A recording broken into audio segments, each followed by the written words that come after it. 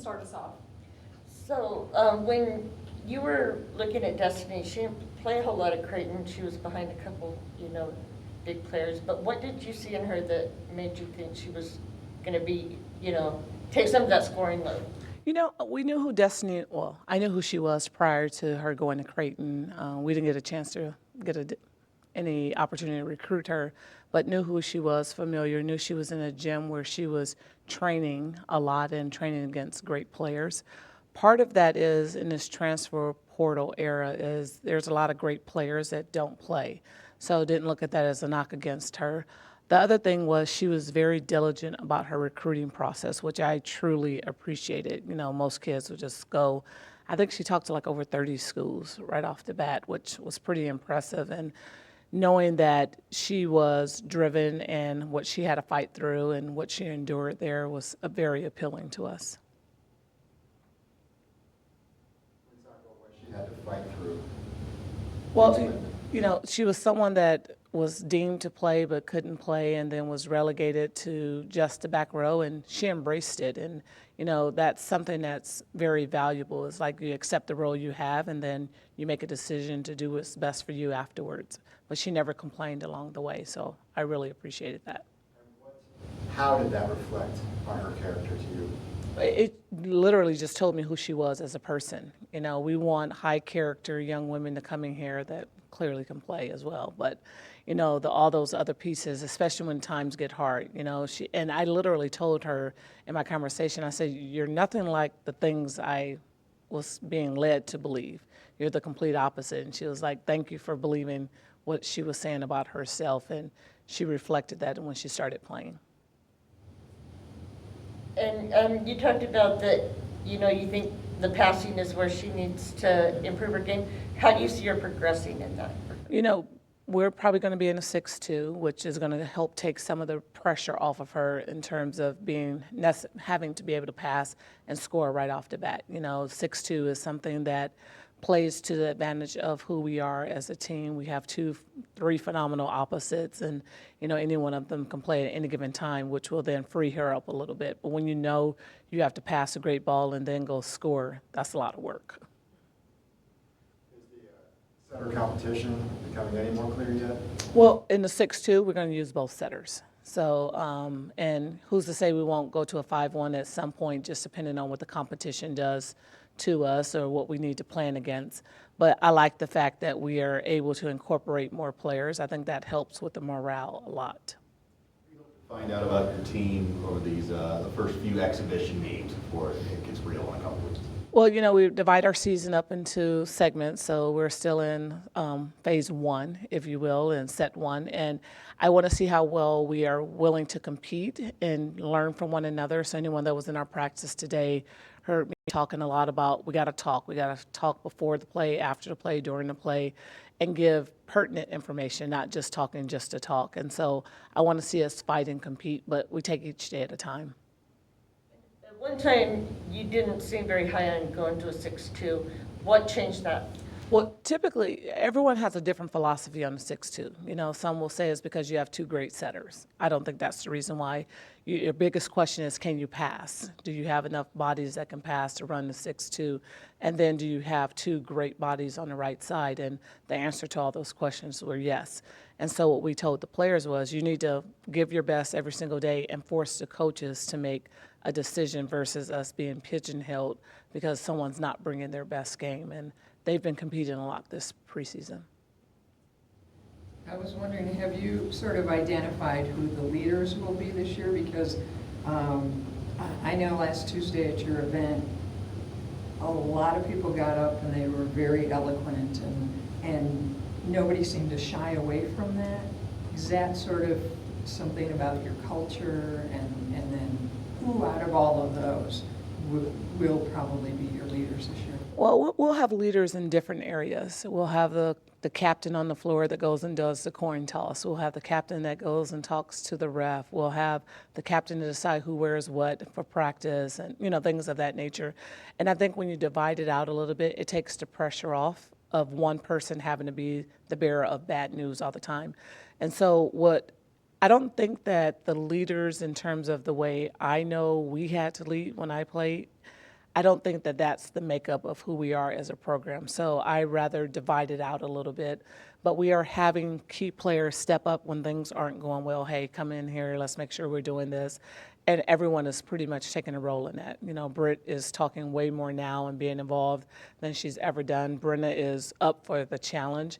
I do think it's hard for a libero, though, but she's not shying away from it at all. And if you look at Carly, she's actually talking more. You know, before she was just doing her due and kind of, and you couldn't really understand her or know that she was talking, but she's stepping out of her comfort zone. I know with Brooklyn, I talked to her all spring, and I said, Brooklyn, what's the thing you bring to the table that no one else brings in a way that's just easy for you? And she's like, I'm loud, I'm talking, I'm always going. I said, own that. And so when you kind of give the power to different players, it makes them feel even more valuable, and therefore the leaders shine. And is some of that, like when you talk about Carly and some of the others, that, you know, they're comfortable now in the system because they've been here a while. Do you think that that plays a role into all of a sudden feeling like, okay, I can Well, start? absolutely. You know, the more you're around, the more comfortable you become. But the true test will be when it's a real match that actually counts, who's talking in those situations. And so we're trying to address all of that ahead of time. I don't like surprises. Everyone knows that. So it's like, let's be ready to cover this base when this happens. But I told the staff, I can't remember which day it was, but across the gym, it was flat. And I said, just so you know, I'm getting on the coaches as well. They're not talking, they're not giving enough. And it kind of, you could see the players go, oh, this is a group effort. And that's exactly the way it should be. So we have veterans and newcomers this season. What do you think this team is capable of, and where do you expect to see them towards the end of the season? You know, I don't like to make any predictions by any stretch of the imagination. I just want us to go out and compete every single day and bring everything that we have. I think that we're playing in the Big 12 conference, and the Big 12 is competitive from top to bottom. I don't think that there is one team where we're like, oh, that's going to be an easy match. It reminds me of the old Pac-10, where it's like every day is a battle and you compete. I want us to get to the tournament. There's no secrets there. You know, we want to earn that point, and obviously, anybody would want to do better than you did the previous year, but we know that there's a lot of work to be done along the way. And so my job is to keep them focused. So, I mean, that's what I want to see, that I can keep them focused, driven, and us competing every single day. So after what you have seen through the preseason, what do you believe will define the identity of the Arizona volleyball team this season? Our ability to fight and deal with confrontation. I think this generation in general don't like to rub someone the wrong way because, you know, and they're not like, oh, I got to be all fluffy and unicorns. It's not that, but they rather just overlook something because it's a little bit easier. And so trying to teach them how to deal with it. And we use the right word. We say, let's confrontation, discussion, positive feedback versus, oh, that was wrong. We try not to say anything was wrong. This is what you probably could have done instead and just put a better disposition on it. As early as volleyball players commit, when the 5-and-5 came around, what does that do to your kind of timeline and your recruiting? You know, I wasn't surprised that it came because they kept talking about it, and it's just a matter of how you watch your players develop. You know, while there are 5 years you compete, it doesn't mean you're going to compete 5 years at that particular school.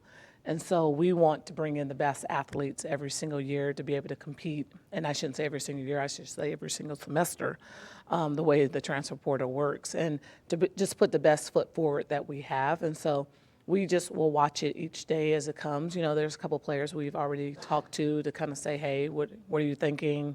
You know, how do you feel? But with the group that we have, our junior class, you know, my goal is to keep that class as long as I can because they'll be the backbone of our program, which, you know, is when you actually start to be the best that you can be, when you can retain the players.